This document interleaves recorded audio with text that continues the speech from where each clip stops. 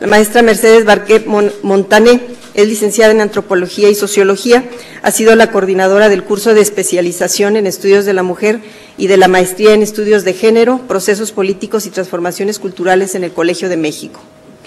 Entre algunos de sus compromisos internacionales destaca el haber sido representante de México en el seminario acerca del avance de la mujer celebrado en Tokio. Ha sido consejera consultiva de la Junta de Gobierno del Instituto Nacional de las Mujeres y actualmente es integrante del Consejo Ciudadano para la Promoción y Defensa de los Derechos Políticos de las Mujeres y consejera de la Comisión de Derechos Humanos del Distrito Federal.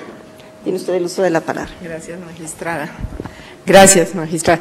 Gracias a las instituciones, Tribunal Electoral del Poder Judicial, en primer lugar, Ceci, y en mi propio programa interdisciplinario de estudios de la mujer y también el Instituto Nacional de las Mujeres, por el privilegio de estar aquí y por tener la oportunidad de oír y de comentar, en este caso, esta investigación.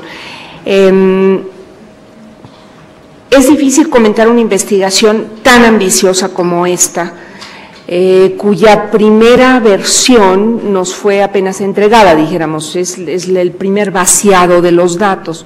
Entonces, la elaboración de los resultados está todavía en ciernes, ¿no? Según entiendo, o da para mucho más. Es un estudio tremendamente ambicioso, decía que ocupa dos metodologías, una cuantitativa y otra cualitativa. Y yo quiero resaltar que una de las principales cualidades de este tipo de estudio es que contribuye a la acumulación de conocimiento con la voz de las protagonistas. Estamos escuchando a la gente, las mujeres que participaron como candidatas en el proceso electoral de 2009. Para empezar hay que decir que, bueno, uno de los elementos es que es una elección intermedia, entonces esto también es un matiz a considerar a lo largo de los resultados en el futuro y con las interpretaciones que se puedan hacer. Y estamos acumulando conocimiento, digo yo, porque hemos oído ya de las dificultades del acceso a la justicia para las mujeres, hemos escuchado las instituciones encargadas de la impartición de justicia, los recursos institucionales y no institucionales, sino culturales, o la falta de esos recursos para el acceso a la justicia. Tenemos también, por ejemplo, mucha evidencia sobre el conocimiento y o la ignorancia, el conocimiento muy relativo, muy parcial, que también se muestra en este estudio sobre instituciones, sobre procesos, sobre agentes de la justicia, en este caso justicia electoral.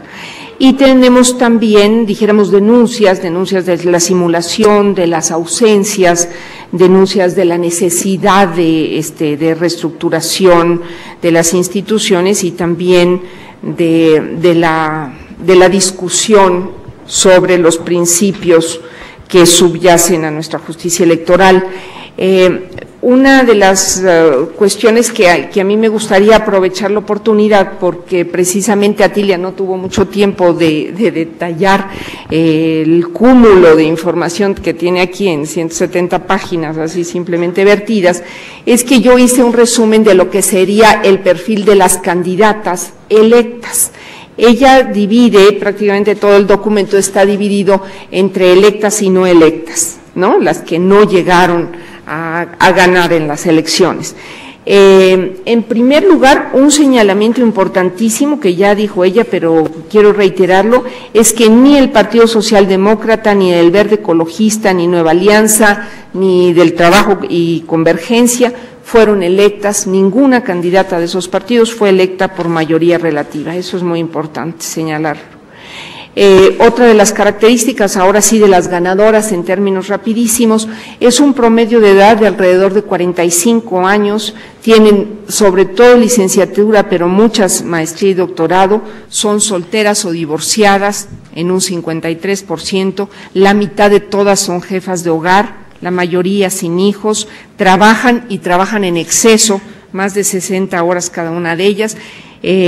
mayormente en el sector público proceden y con ingresos altísimos.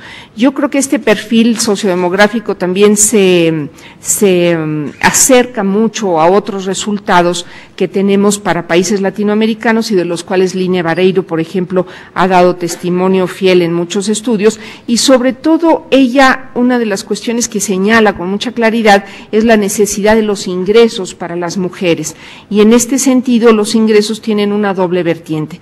En este caso favorable, porque las mujeres electas efectivamente son mujeres con altos ingresos, de 25,000 pesos y más en este país, son altísimos, y por otro lado la denuncia acerca de la no asignación del 2%, que ya está más que dicha en este seminario, ¿no? Otra de las particularidades del estudio es que divide los distintos momentos de la candidatura entre los antecedentes sociodemográficos y luego la militancia, selección, campaña y posible gestión, como se prevé por parte de las candidatas electas. En términos de la militancia, por ejemplo, escogen libremente el partido al que pertenecen, actúan bajo criterios de tolerancia, de organización y de negociación, pero les faltan habilidades de elaboración de programas, de liderazgo y de oratoria, por ejemplo, como lo señalan. A lo mejor algunas características yo las he resaltado, sobre todo en función de mis propios intereses o de lo que creo que tiene mucho que ver con las características de género en términos de nuestra socialización como mujeres. Han tenido cargos de elección popular anteriores, o sea, las mujeres que han quedado electas, aquí viene lo de la selección, generalmente han tenido experiencia previa, no es su primera elección. Y dos aspectos que me parecieron muy relevantes es que ellas señalaron una bastante limitada influencia del criterio de los temas de género para ser seleccionadas como candidatas. Para ninguna de ellas fue un tema determinante y menos aún para el caso de las ganadoras. O sea, estas mujeres, y lo vamos a ver después y lo vamos a ver hoy en día en la ausencia, diría yo, y esto también es una crítica, una casi ausencia, lo vimos también en el seminario de agosto, del 10 de agosto del año pasado, de una agenda de género clara, determinada, con una discusión previa, con una discusión interpartidaria fuerte, ¿no? Sólida, que nos lleve a mínimos negociables frente al resto de las bancadas o frente al resto de los integrantes de las propias bancadas de las diputadas electas. Luego, otra de las cuestiones es que el apoyo de la comunidad, pero sobre todo en la familia, viene mucho más por el lado afectivo y del cónyuge o de la pareja, dado el caso, cosa que es totalmente nueva. Yo ya lo había encontrado en una pequeña investigación que hice precisamente sobre las candidatas, sobre las precandidatas que intentaron llegar a ser candidatas de los distintos partidos, pero no llegaron a hacerlo. Todas ellas denuncian que el menor apoyo lo recibieron, o sea, el menor apoyo provino de sus partidos. Los partidos fueron quienes menos las apoyaron y en cambio el cónyuge o pareja es quien apoya mucho más. Y esto yo considero que es un dato que se reitera en esta investigación, pero que es muy nuevo, ¿no? Sí es cierto que, por ejemplo, en años anteriores, como lo constata toda la teoría, todo lo que se ha escrito sobre el empoderamiento de las mujeres, Alejandra Mazzolo, y los ámbitos específicos de participación política de las mujeres, el espacio de la relación personal inmediata con el cónyuge resultaba ser un espacio de dificultad que ahora parece no serlo. Entonces yo creo que estamos presenciando también un cambio de actitudes y de conductas, ¿no? De un paradigma social. Posiblemente muchas de las que no quedaron sean muchachas jóvenes cuya negociación intrapareja sea mucho más equitativa, por lo menos yo la apuesto a los jóvenes y a las jóvenes en este sentido. Luego en la campaña, por ejemplo, se dice que no reciben el apoyo económico, ya lo mencionamos tantas veces, pero que la promoción del partido a las candidatas mujeres es casi ausente, pero si vino de algo dentro de los partidos es del área de equidad y género de cada uno de esos partidos. La preparación y la organización de las mujeres viene de ahí, de esa área, y de la incorporación de grupos de mujeres en el apoyo a las propias candidatas. Y también resaltan la capacitación que recibieron antes, durante la campaña, de algunas instituciones, InMujeres fue una de ellas, y también la necesidad de mayor capacitación. Ahí hay una laguna inmensa y mucho trabajo que hacer por parte del tribunal, por ejemplo, en términos de la ausencia de conocimiento acerca de la normatividad electoral, como autocrítica lo destacan ellas mismas, ¿no? Conocimiento de liderazgo y de negociación, pero ausencia de la normativa electoral. Simplemente la confusión que tienen de una impugnación, cuando es, cuando no, a quién, bajo qué criterios y con qué instituciones, es bastante evidente. Los obstáculos que recibieron quienes ganaron, acuérdense que mayormente estoy hablando de las ganadoras, de las que sí quedaron electas, son que los partidos, como obstáculos, los partidos asignan a las mujeres en distritos perdedores, con bajas posibilidades de ganar.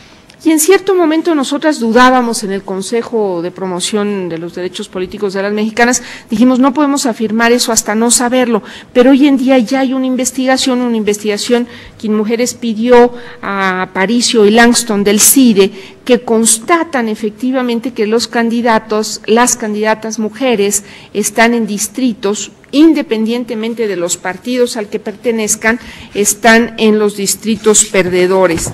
Les voy a dar nada más unos ejemplos de los tres partidos mayoritarios, y sin decir cuál, porque no importa. 78 de 107 candidatas están en distrito perdedor, 27 de 55 y 71 de 87. O sea, prácticamente, en el que menos es la mitad de las candidatas están en distrito perdedor, pero en otra, prácticamente el 70%. Bueno, y eso ya está constatado empíricamente, entonces eso es otro de los, dijéramos, de los resultados de investigación que son muy interesantes constatar aquí empíricamente. Bueno, ya sabemos mucho, es lo que me interesa recalcar, los partidos como organizaciones representantes de un poder masculino que se sigue reproduciendo, que no apoyan a las mujeres y no les abren el camino necesario, que sustraen sus recursos de ley, que simulan el cumplimiento de la misma y que ejercen una violencia institucional, así a título, en términos de Bourdieu y del hábitus político en este sentido, de las prácticas cotidianas de discriminación, ¿no?, como violencia institucional. Es también, reitero, semejante a lo que yo encontré con estas precandidatas y que también lo reiteran investigadores como Huerta y Mers, que encontraron en su libro. La discriminación, yo diría que también hay que señalar que está naturalizada, en el sentido de que muchas de las candidatas, aún las candidatas ganadoras, o sea, ya las diputadas electas, dicen no haber sido discriminadas, a pesar de una serie de señalamientos de discriminación. Entonces, lo único que habla es que están reiterando ciertos estereotipos a los que están subordinadas y que los consideran naturales. Pero sí reconocen indiferencia, menosprecio, descrédito, acoso, hostigamiento, pero dicen mayoritariamente no ser discriminadas, ¿no?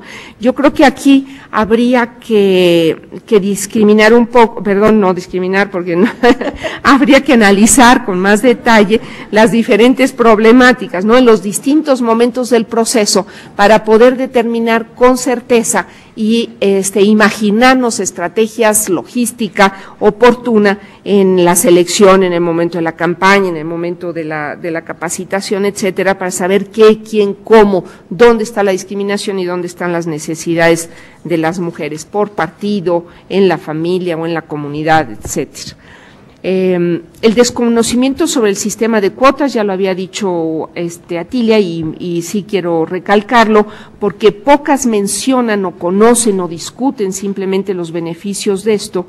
Claro, son diputadas por mayoría relativa, no por representación proporcional, entonces también no están tan metidas, no son las beneficiarias directas de eso, posiblemente sean competidoras internas frente o junto con frente a otras mujeres del propio partido que van por la representación proporcional. Y proponen, por ejemplo, más modificaciones al interior de los partidos que al propio COFIPE. Nuevamente un señalamiento que nos remite a la necesidad de una ley de partidos que ya ha sido apuntada aquí en el seminario. Hay un desconocimiento sobre impugnaciones, sobre derechos políticos electorales, la confusión, la necesidad de capacitarse en presupuestación, por ejemplo, y así vemos el desastre de la presupuestación o de los mecanismos de presupuestación en los últimos días de cada año, ¿no? Y tampoco señalan el género ni los resultados como la encuesta como un déficit de su propia formación o de su propio compromiso con las causas o con su oficio a punto de emprenderlo, o que ya habían empezado, ¿verdad? Porque algunas del trabajo de campo ya fue en diciembre, ¿o no? Sí. Algo del trabajo de campo ya fue en diciembre, pero no lo señalan como un requerimiento, como una necesidad. Entonces, por último, nada más para redondear, yo creo que hay varios señalamientos. Los partidos no tienen un directorio, no tienen datos, no tienen constatación y no la ponen a disposición, o sea, lo que tengan no lo ponen a disposición de la investigación, y eso es muy necesario de señalar. Hay una inmensa dificultad por conseguir la información, simplemente el registro de candidatos y sus datos, ¿no? Falta una cultura de que lo político es público y nos atañe a todas y a todos. Le atañe a la ciudadanía y los partidos deberían de tener esa información disponible para la investigación y para el conocimiento ciudadano. Y luego otra cosa que en mis últimos minutos, yo creo que hay una crítica sustentada a la ausencia de la agenda de género, y creo también que hay que evitar el esencialismo ese que ya se ha dado en varios momentos aquí y se presenta en varios casos en la investigación, del esencialismo de que como somos mujeres nos vamos a entender todas y hay que aliarnos, etcétera. Lo que hay que hacer es enfrentar estratégicamente las diferencias ideológicas y discutirlas, estar dispuestas a la discusión a fondo de las mismas, sin pretender que vamos a coincidir en los señalamientos ni nada por el estilo. Las agendas pueden ser muy diversas entre partidos, pero sí hay agendas mínimas que negociar, por lo menos deseablemente, ¿no? Hay un señalamiento también de una ausencia de la visión de género en la impartición de justicia, que yo creo que una vez más se reitera, y este es el foro predilecto para hacerlo en términos del Tribunal Electoral. Hay un contexto de exigencia de la sociedad para que los diputados y las diputadas cumplan, y creo que una de las sugerencias al final de la investigación es la réplica de esta investigación en términos de hombres y mujeres, y en ese sentido creo que es muy válida esa sugerencia. Y termino con el señalamiento de que las cuotas no están libres de controversia. Es evidente que hay mucha ausencia de conocimiento, muchísima ignorancia y también muchísima vaguedad alrededor. Son consideraciones totalmente imprecisas cada vez que se habla de cuotas desde un aspecto normativo, no están libres de controversia, y hay que enfrentar eso, hay que dar la discusión a fondo para eliminar las imprecisiones. Aluden a política de identidad, aluden a esencialismo, hay una sobrerepresentación en un fraccionamiento propio de la posmodernidad en términos de fraccionamiento del sujeto político que hay que enfrentar en términos de cuotas. Hay una variedad inmensa de criterios, entre comillas, legítimos de la representatividad de cada quien, ¿no? Cada quien alude a distintos criterios y todos le ponen la legitimidad deseable, y también de la igualdad de oportunidades a la igualdad de resultados, muy diferente una cosa de otra, pero se mezclan al momento de las entrevistas, se ve mucho, se nota mucho. Yo creo que la igualdad política es un tema de Estado, es un tema de la democracia, es imposible dejar de atender resultados empíricos como estos, y hay que escuchar la voz de las protagonistas, como en este caso de la investigación. Gracias.